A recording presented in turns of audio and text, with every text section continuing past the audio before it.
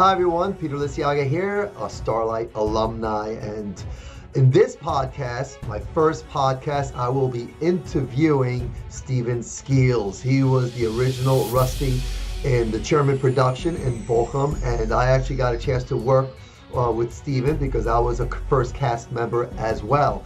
Now on this day, this is the only interview that I was able to do where I was able to meet someone in person and actually do it live in person with them, as opposed to the other podcasts where people were all over the world. I could not fly all over the world, but this is exciting. I went up to New York, met with Steve at his apartment, and we went to the roof.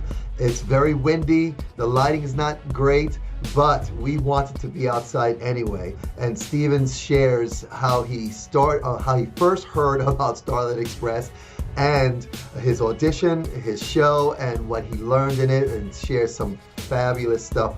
So I hope you enjoy it, and I'll see you at the end. Enjoy. Hello everybody, this is Steven Skeels, the original Rusty in the German company of Starlight Express, and also the original Rusty in the Las Vegas production. I love it. Thank you so much for meeting with me. Friend. Thank you so much. Hey 31 guys. years. It's 31 years since we've known each other. It was exciting. I thank you so much for meeting with me, and we're here in New York at your place.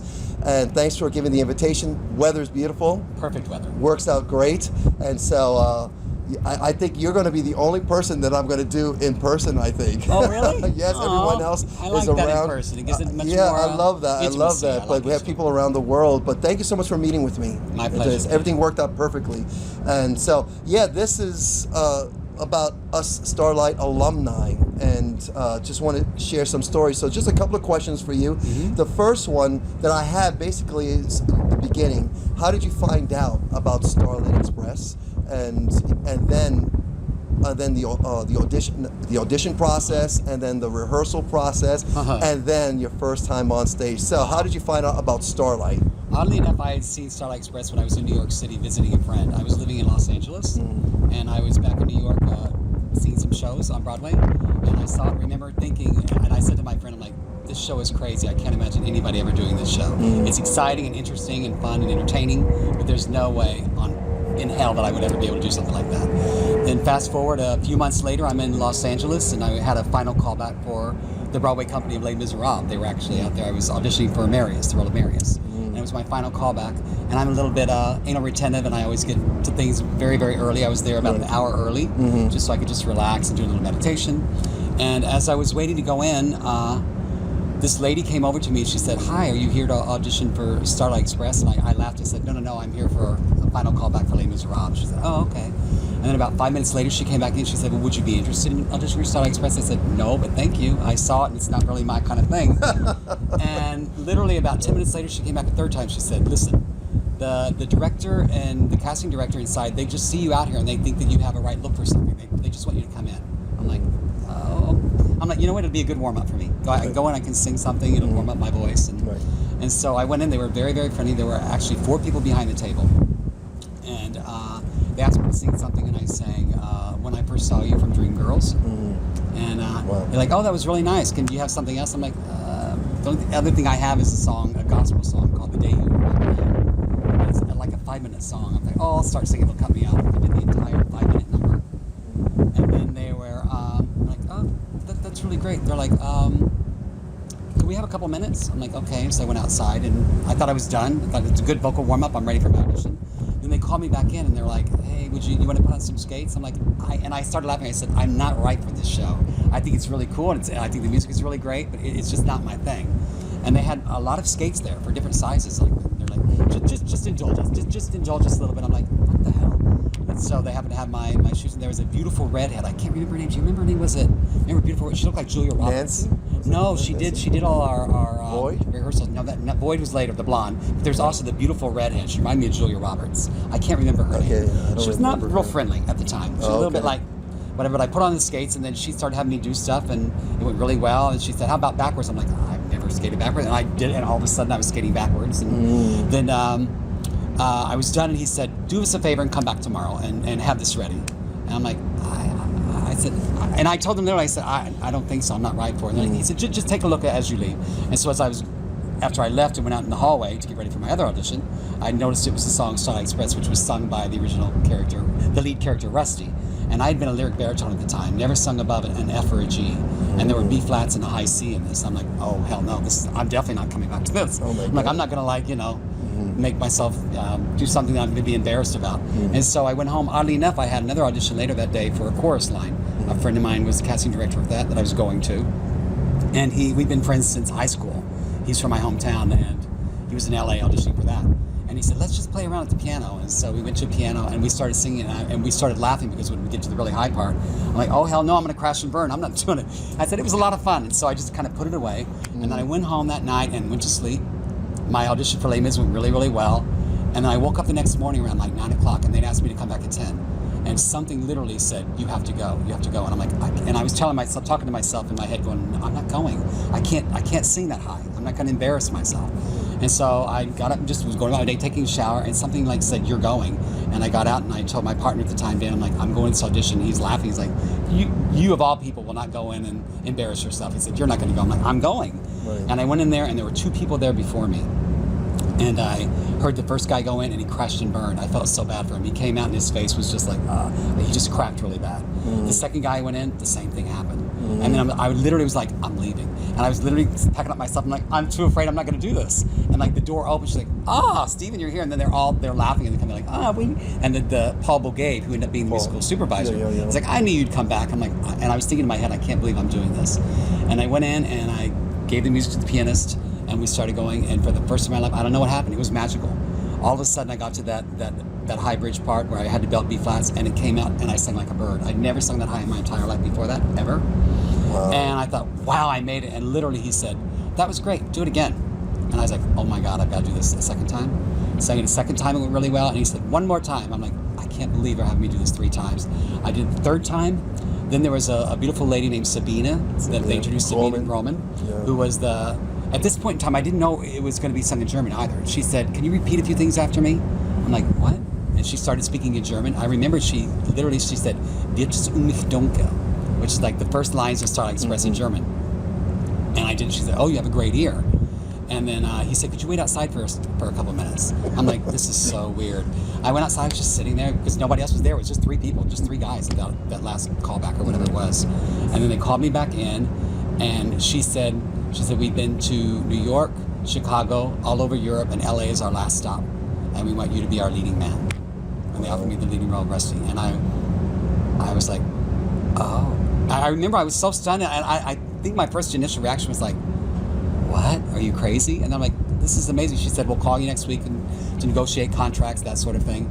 And I left and was going out to my car and thinking, at first I was excited, and I was like, oh my God, I've got to do this thing. And I remember singing in New York. I'm like, I don't really skate.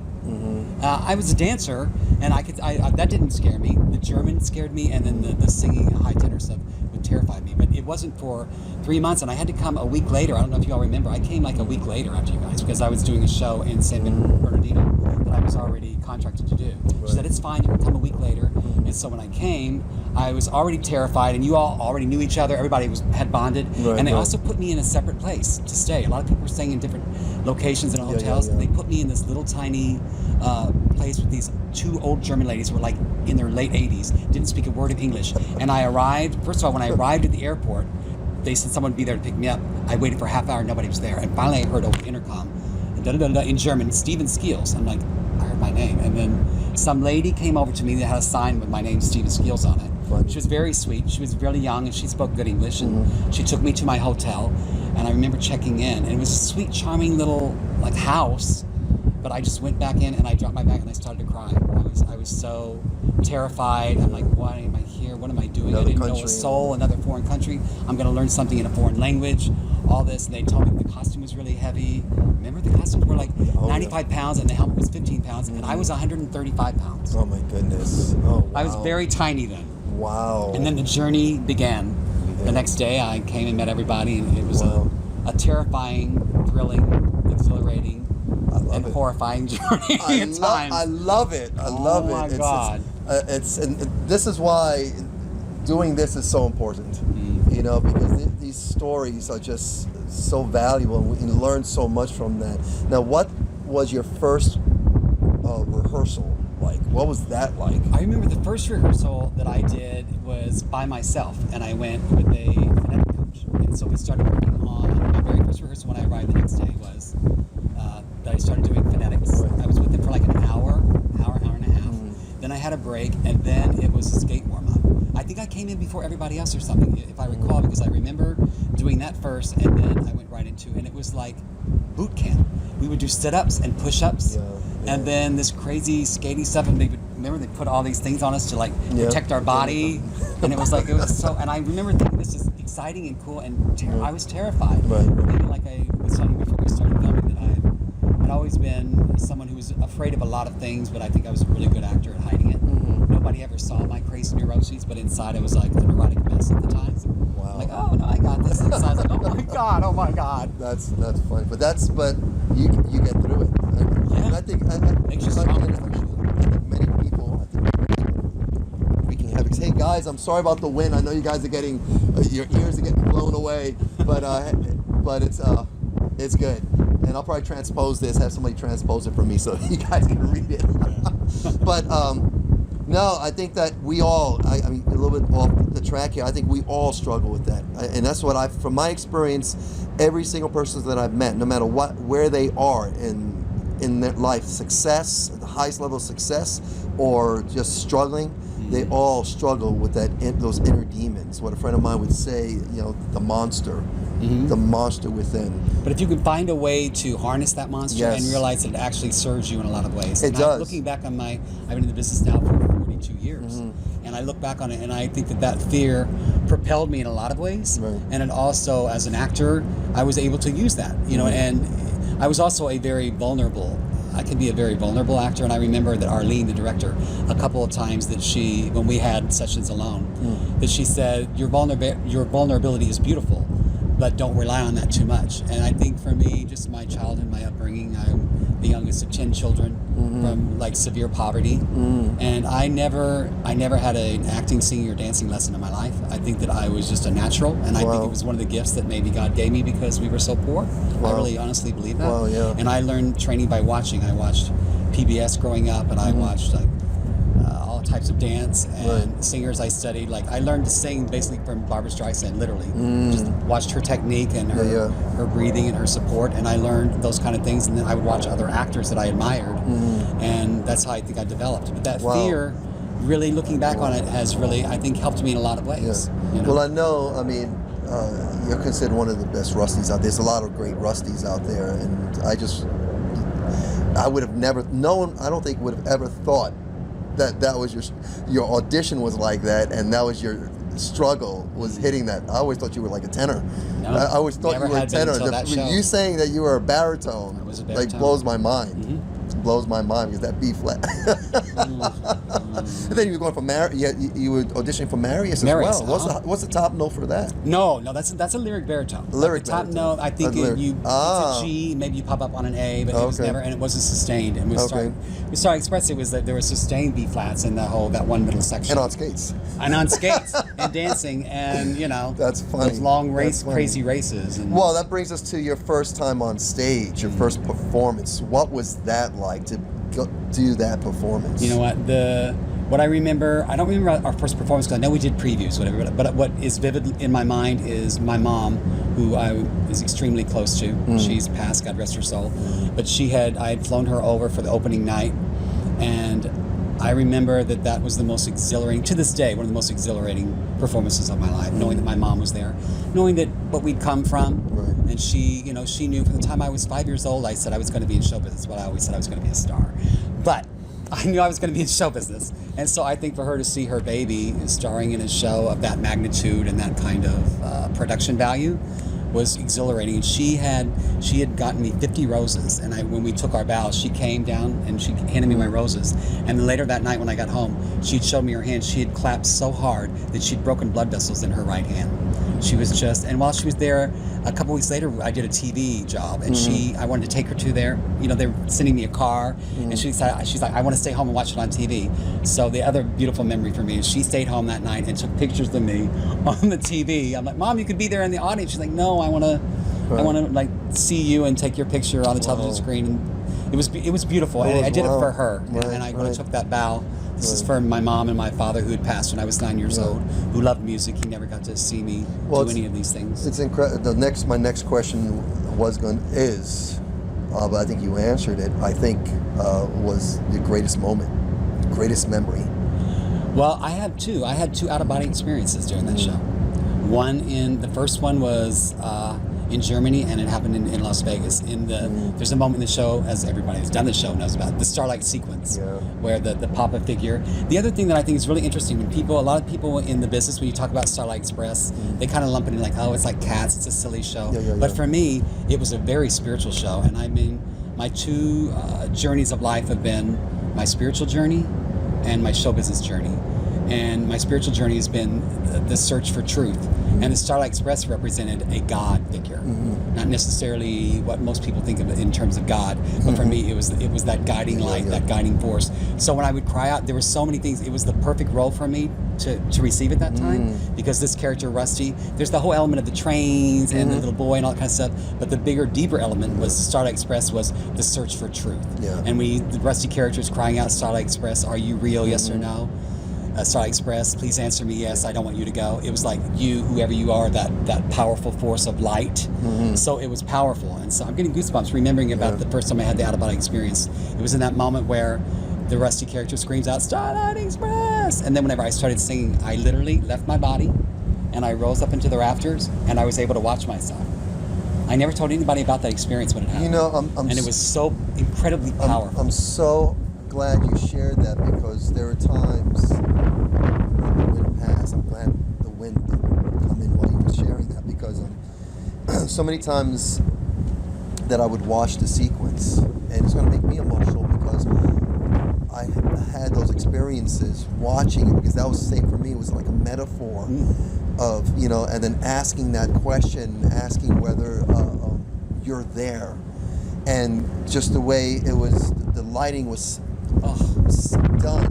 Watching it, especially when I was up in the balcony, way up on top in Germany, and it was always extremely moving for me. So it's still moving for me, because all the lights there, and it was me in the middle there asking that question. So I'm so glad you shared that. And you remember the lighting? It also had that effect where when Rusty rises, like, oh yeah, the starlight, the lights all shifted, and it almost felt to me also. I didn't realize until I set out once and watched the show, but I could feel it literally as I've seen. I had goosebumps. It was almost as if the light was pouring from out of the universe, pouring into the Rusty character, into that character, so that whenever he rises, I am the starlight. It's almost as if the God force is now inside of me, which I believe the God force is in all of us. Yes. And so it had a deep, profound effect on my career. And to this day, it's one of the most profoundly moving experiences, because it always represented my spirituality.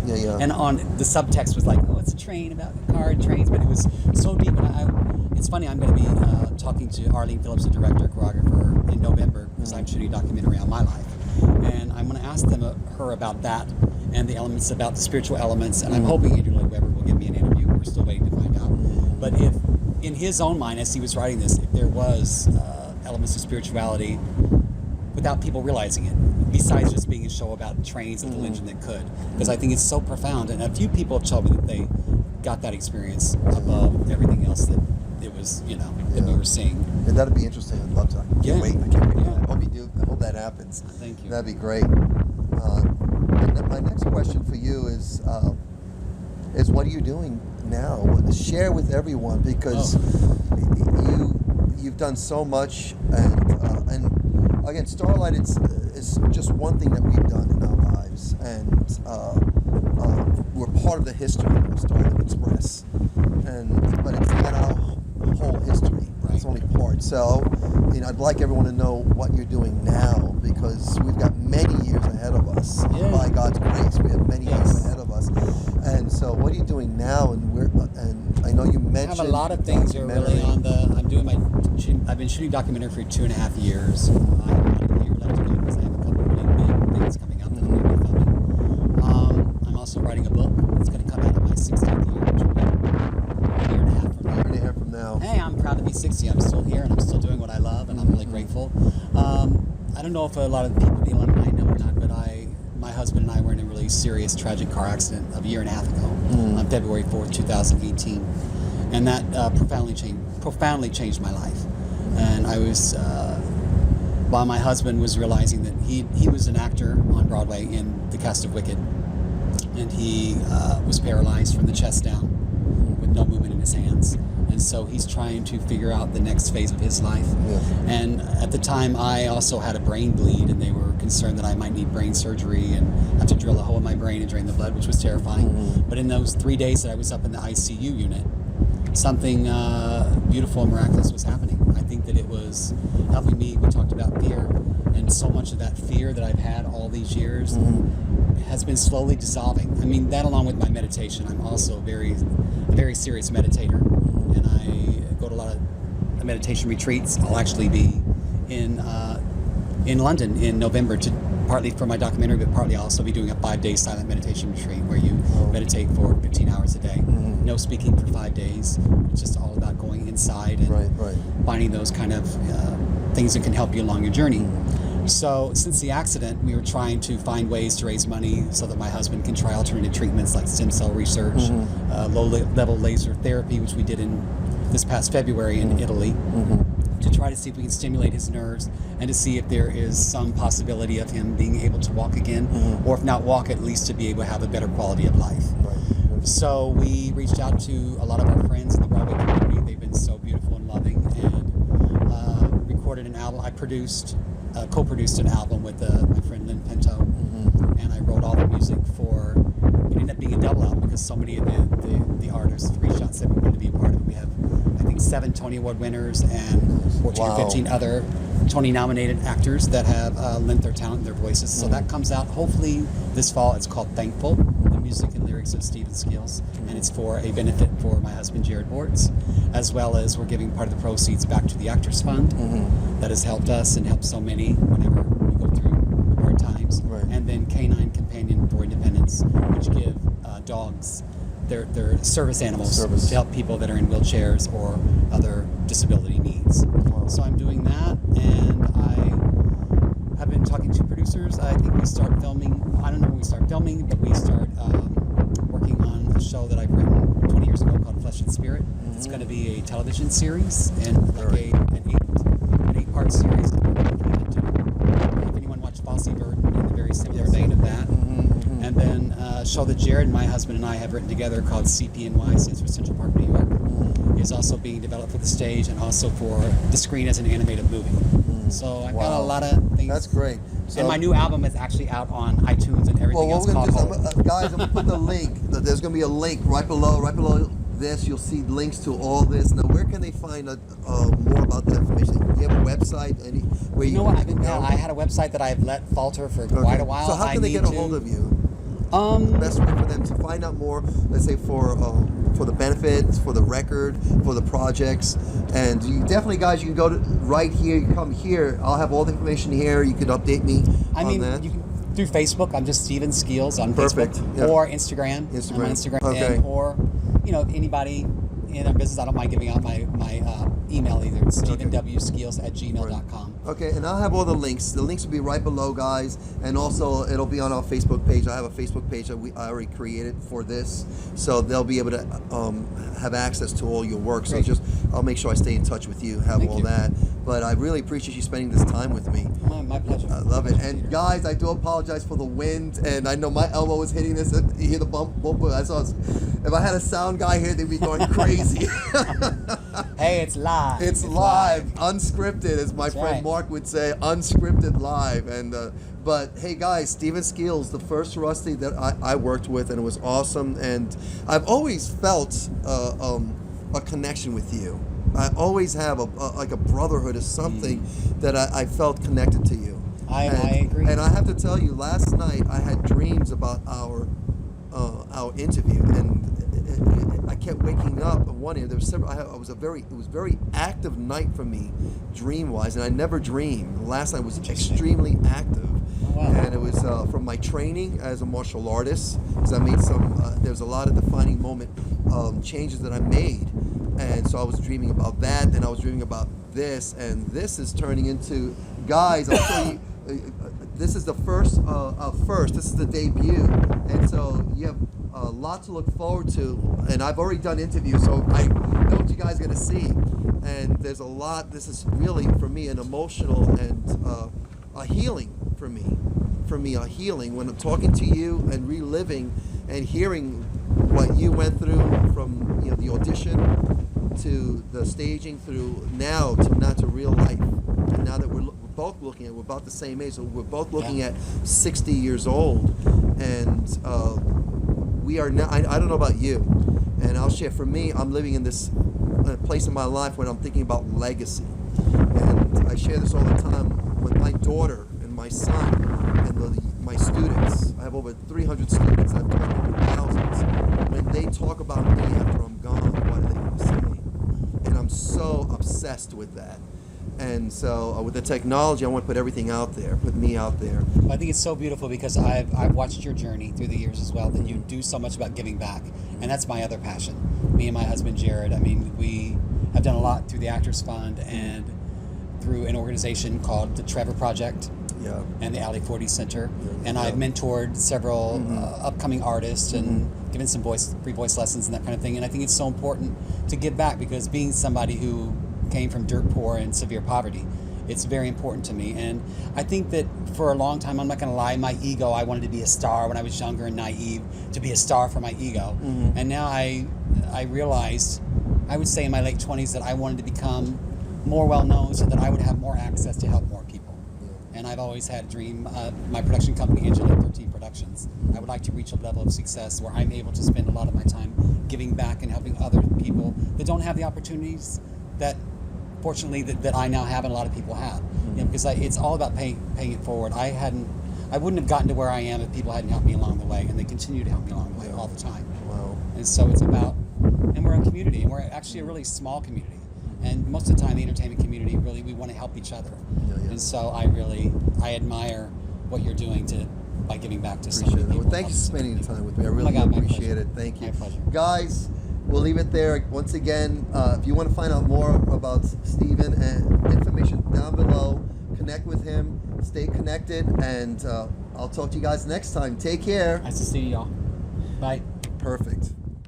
Hey guys, I hope you enjoyed that interview that I had with Steven Skeels, and if you really enjoyed it, please pass it on, share it, and definitely let me know what you think. See you guys next time.